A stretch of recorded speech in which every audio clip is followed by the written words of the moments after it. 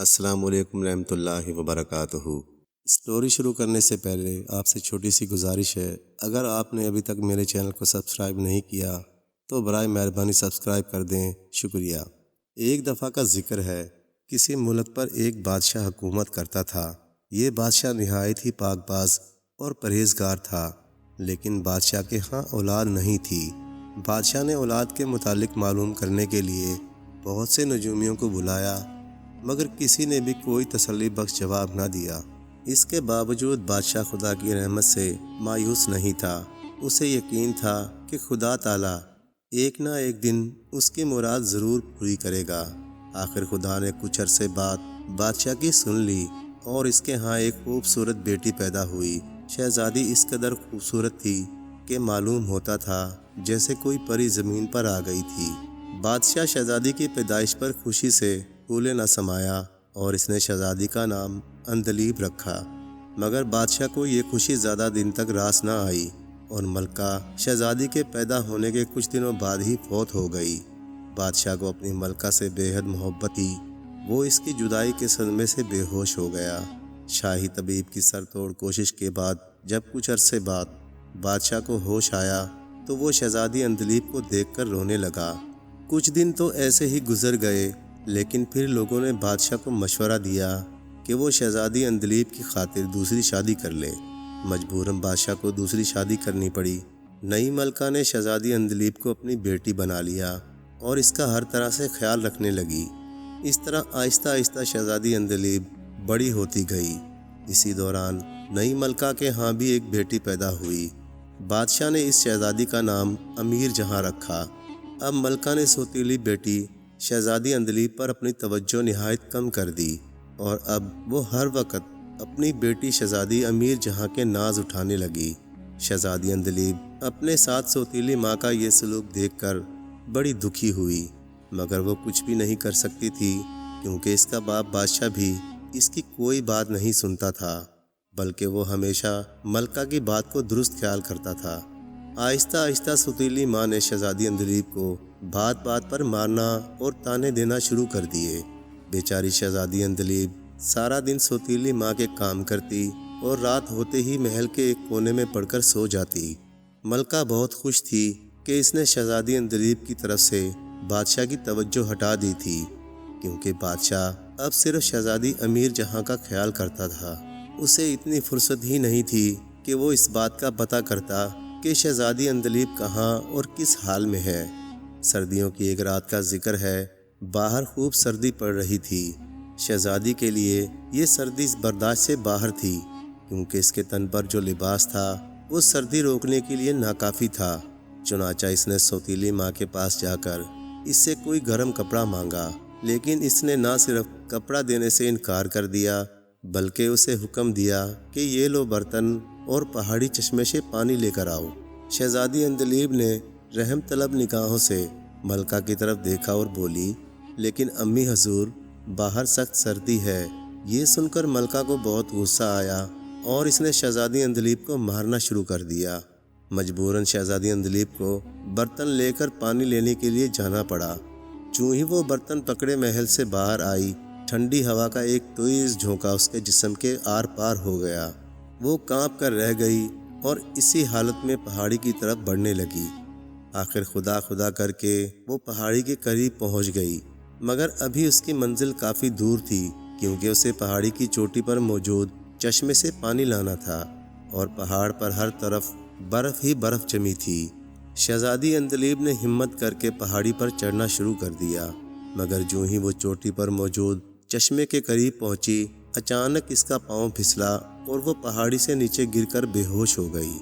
ادھر ملکہ بے حد خوش تھی کہ اس نے شہزادی عندلیب سے ہمیشہ کے لیے چھٹکارا پا لیا، کیونکہ اسے یقین تھا کہ اتنی شدید سردی اور برف باری میں وہ کبھی بھی واپس نہیں آ سکتی۔ چنانچہ صبح ہوتے ہی اس نے جھوٹ موٹ رونا شروع کر دیا اور رو رو کر بادشاہ کو شہزادی عندلیب کی گمشدگی کے بارے میں بتانے لگی۔ شہزادی عندلیب کی گمشدگی کا سن کر بادشاہ بہت پریشان ہوا اور اس نے سپاہیوں کو شہزادی عندلیب کی تلاش میں دوڑایا، مگر کئی دنوں کی تلاش کے بعد جب شہزادی کا کوئی سراغ نہ ملا تو بادشاہ نے یہ یقین کر کے صبر کر لیا کہ وہ کہیں مر کھپ گئی ہوگی۔ ادھر جو ہی شہزادی پہاڑی سے نیچے گری، اسی وقت 3 بونے وہاں سے گزر رہے تھے۔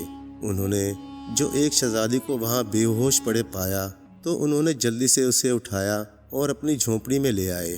شہزادی عندلیب کو پلنگ پر لٹا کر انہوں نے آتش دان میں آگ جلائی اور شہزادی کے اوپر گرم کپڑے ڈال دیے۔ کچھ دیر بعد جب شہزادی کو ہوش آیا تو وہ اپنے ارد گرد 3 ننھے بونے دیکھ کر اٹھ کر بیٹھ گئی اور بولی، میں کہاں ہوں اور تم کون ہو؟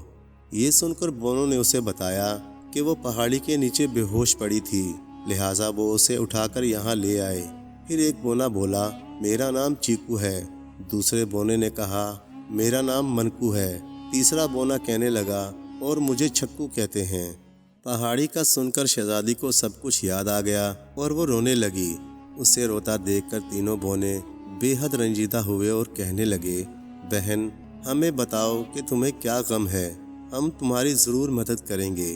بونوں کے منہ سے ہمدردی کے 2 بول سن کر شہزادی عندلیب کو کچھ حوصلہ ہوا اور اس نے شروع سے لے کر آخر تک تمام کہانی بونوں کو کہہ سنائی، جسے سن کر وہ بولے، بہن تم تو واقعی بہت دکھی ہو، مگر اب تم ہمارے پاس رہو، یہاں پر تمہیں کسی قسم کی کوئی تکلیف نہیں ہوگی۔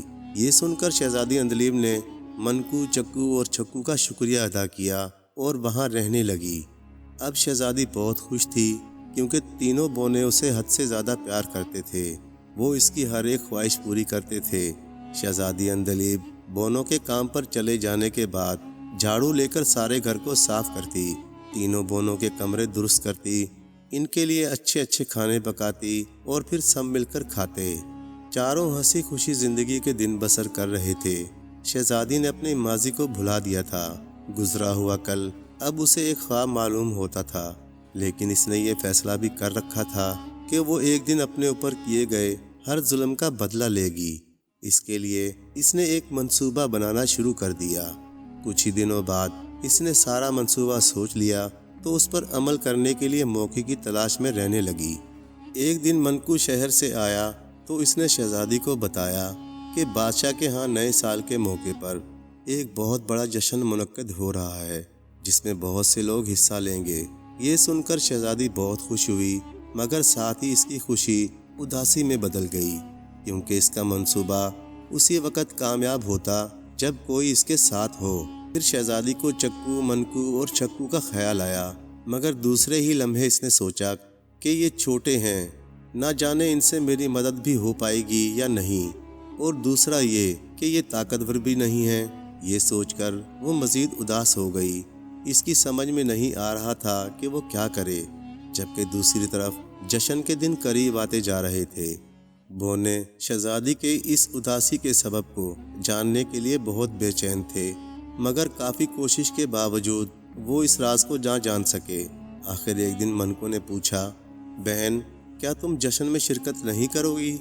جشن میں شرکت کرنا تو چاہتی ہوں، مگر میں چاہتی ہوں کہ میں ایک انوکھے انداز میں شرکت کروں، لیکن اس کے لیے کوئی میرا ساتھ دے گا تو پھر یہ ممکن ہو سکتا ہے۔